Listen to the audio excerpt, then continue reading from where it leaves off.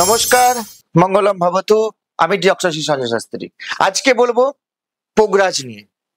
আগে আমরা জানি, চলুন পোগরাজের কেমিক্যাল কম্পোজিশনটা কি আছে, মানে সংকেতটা কি আছে।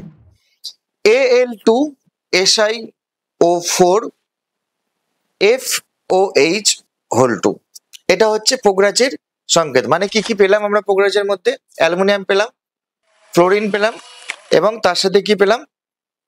সিলিকেট খনিজ পেলাম। এই তিনটে নিয়ে পোগরাজ কিন্তু গঠিত।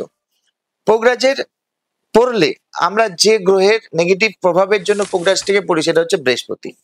পোগরাজ পড়লে সবসময় আপনার জ্ঞান বৃদ্ধি হবে এবং অর্থনৈতিক জায়গাটা স্টেবল হবে। পোগরাজ কিন্তু আয় করায় না, ভাববেন যে আয় করাবে, তা কিন্তু না। পোগরাজ কি অর্থনৈতিককে স্টেবল করায়। আর আপনার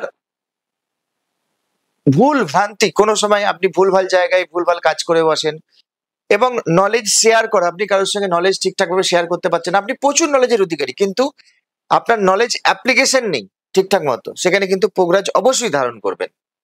পোগরাজ ধারণ করলে আপনার উচ্চশিক্ষার বারবার যখন ডিস্টার্ব আসে, এগুলো কিন্তু আপনার সমস্যাগুলো সমাধান হয়ে যাবে। এবার পাথর সবসময় কিন্তু সঠিক জ্যোতিষ, শিক্ষিত জ্যোতিষকে দেখিয়ে ধারণ করা উচিত এবং সঠিক পাথর পড়া উচিত। আপনার জন্য পার্টিকুলার কত রতি কত পয়েন্ট চাই, সেটা কিভাবে আপনার শোধন করতে হবে এবং কিভাবে সেটা প্রতিষ্ঠা হবে, কি ধাতু দিয়ে পড়বেন। দোকান থেকে আপনারা যারা পাথর কেনেন, বেশিরভাগই দেখবেন কাজ করে না। বেশিরভাগ ক্ষেত্রেই দোকান থেকে দুম করে গেলেন, কোন একটা জুয়েলারি শপ থেকে পাথর কিনে পড়লেন, কাজ করে না। তারা এসে আমাদেরকে বলেন।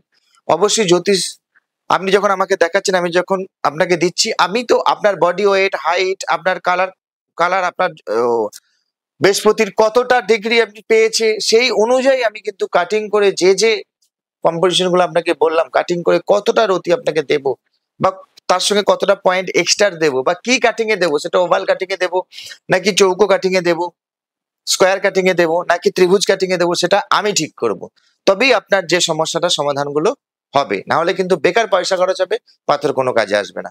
মঙ্গলম ভবতু।